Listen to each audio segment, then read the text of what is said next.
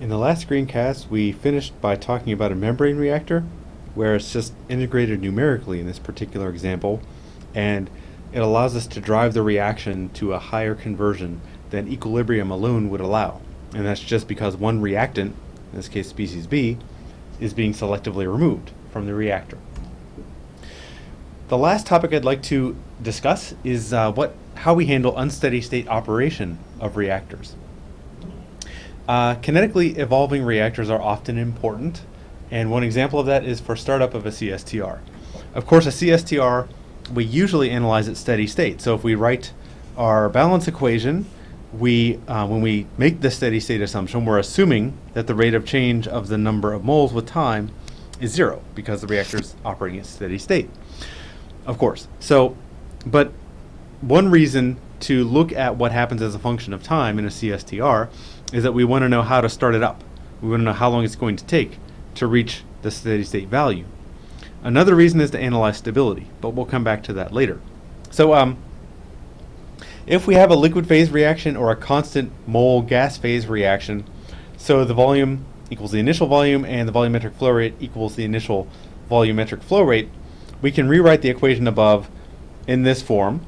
So tau times the rate of change of concentration of a species is given by the initial concentration minus the current concentration plus tau times the rate of reaction. And that would be the differential equation that we need to solve. So one thing that we need, of course, is to have the concentration expression. If it's a first order reaction, then the mole balance looks like this. So the rate of change of concentration is Ca naught over tau minus Ca times 1 plus tau times K over tau. And this is an expression that we can integrate. So when we do that, we end up with the concentration being Ca naught over 1 plus tau K times 1 minus the exponential of the opposite of the quantity, 1 plus tau K times T over tau. If we're interested in the concentration of A at steady state, we take the concentration as time goes to infinity. And of course, this exponential is going to approach 0. And so we just get the term in front of the brackets as the result. And that's the steady state concentration of A. So that's given by Ca naught over 1 plus tau K. It's exactly the same as what we would have gotten if we started with steady state analysis. But, for example, to answer a question such as how long does it take to reach 99% of the steady state concentration, that would mean that Ca equals 0.99 times this term in front. And so 0.99 equals 1 minus the exponential. So this time to reach steady state, where it's 99%, ends up being given by 4.6 times tau over 1 plus tau K. Of course, if we chose a different criterion for what constitutes being close enough to steady state, like 99.9% or 90%, we'd get a different value in front. But that gives us a way of calculating how long it takes to reach steady state. So we can look at CSTR startup. We could do this for more than one reactor. We could do this to analyze stability, because we now have a differential equation to describe the time evolution of the system. One other reactor where time-dependent behavior is important, and we need to use a mole balance because there's flow, is a semi-batch reactor. And this is the last topic I'm going to discuss in this section. So sometimes it's desirable to add one reactant to another in order to control the rate of and avoid unwanted side reactions. So we've talked about having multiple reactions before. So say, for instance, that we have A plus B making C as a desired reaction and 2B making D, that's an unwanted side reaction.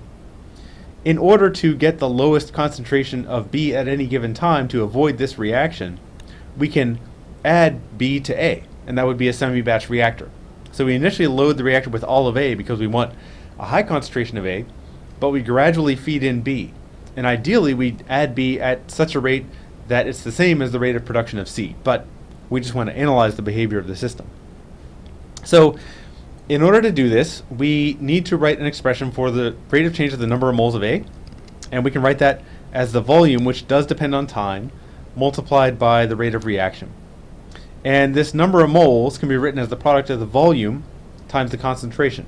So if we're working in concentration units, we can write this as V times the rate of change of concentration plus the concentration times the rate of change of volume by the chain rule. So if we assume that we have a constant rate of addition of material, we can write the rate of change of volume as the volumetric flow rate entering the reactor. And unlike a CSTR, there's no flow out of this reactor. We're only adding material. So the rate of change of the concentration of A is given by its rate of reaction minus the volumetric flow rate over the volume times the concentration of A. So essentially that's the dilution of A by adding B. That gives rise to that expression.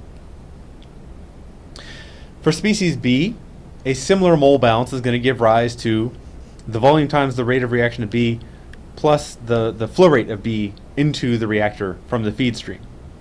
And if CB naught equals the concentration of B in the feed stream, the rate of change of the concentration of B with respect to time is given by the rate of reaction of B plus V naught over V times CB naught minus CB.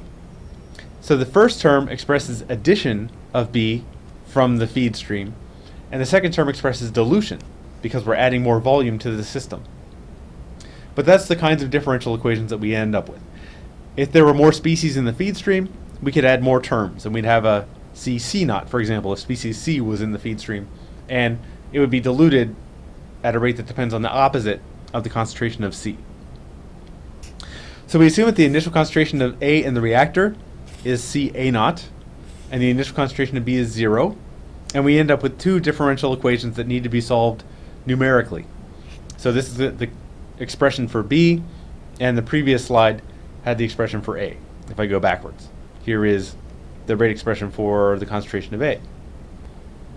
So, and this doesn't apply to you, but so being able to set up the differential equations is the most important skill to have, because of course once you have them, then you can use MATLAB to solve the differential equations. But that's how analyzing a semi-batch reactor would actually work to get the time-dependent behavior.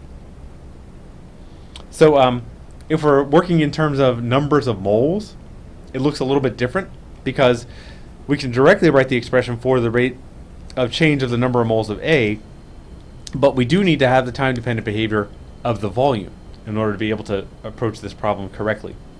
And for the reaction expressions, we need to account for both the current number of moles and the current volume of the system. So the volume should be given by this expression, V naught plus the volumetric flow rate times the time. If you look at Fogler, you can also find expressions for conversion-based formulations of a semi-batch reactor.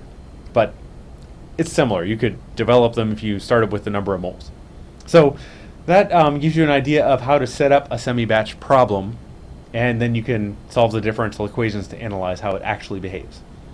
And that is the end of this set of notes about isothermal reactor design, where we covered both the classic cases of an ideal CSTR at steady state, an ideal plug flow reactor, and a batch reactor, but also looked at more complex examples such as a packed bed reactor with pressure drop, a membrane reactor, and starting up reactors or operating it not at steady state.